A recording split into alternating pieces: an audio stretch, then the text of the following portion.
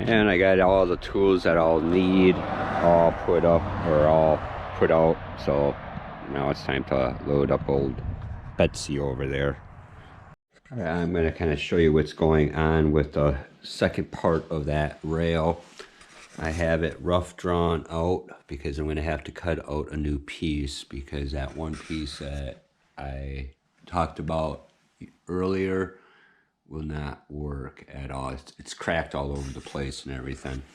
And hopefully I'll be able to get a 12-foot piece out of this one, this side here, which is going to be a trick. But right now, priorities is this person's rail because I have to install that Saturday, the second portion.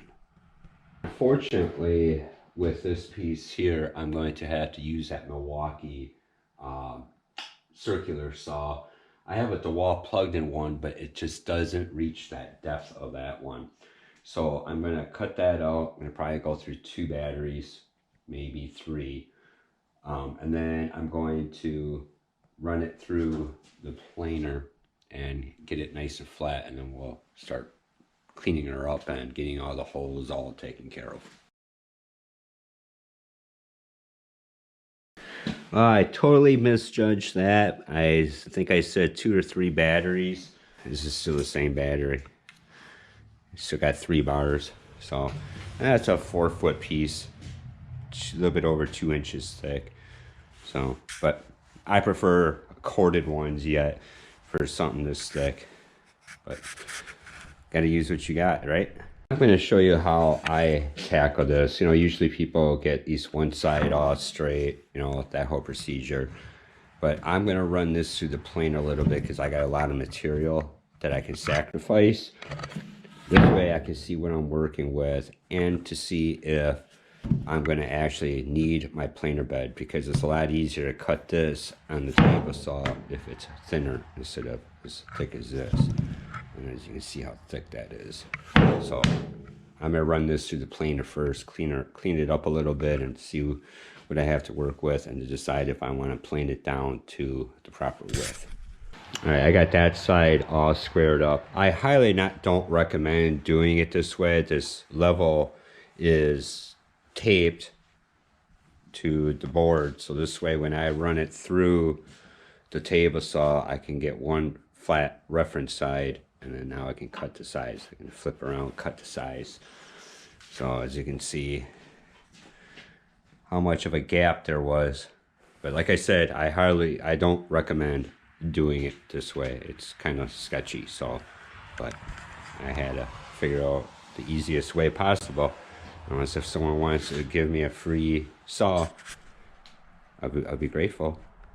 All right, I ended up filling in all the cracks and all the bug holes with some Starbond CA glue. Good stuff. I also used the fine tips. I don't know if you can pick that up. Let me see if I get one out for you. No, be that way.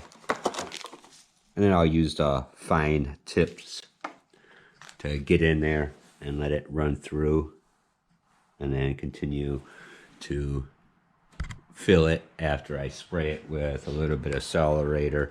But mostly like with the knot holes, I let it kind of go down before I even spray, and then I'll hit it with the accelerator, and then I'll fill it back in, because sometimes these bug holes, they can go really deep. So that's the way that I do it. So now I'm just going to end up sanding all the gunk down, the leftover CA glue, and then end up routing the table or the handrail.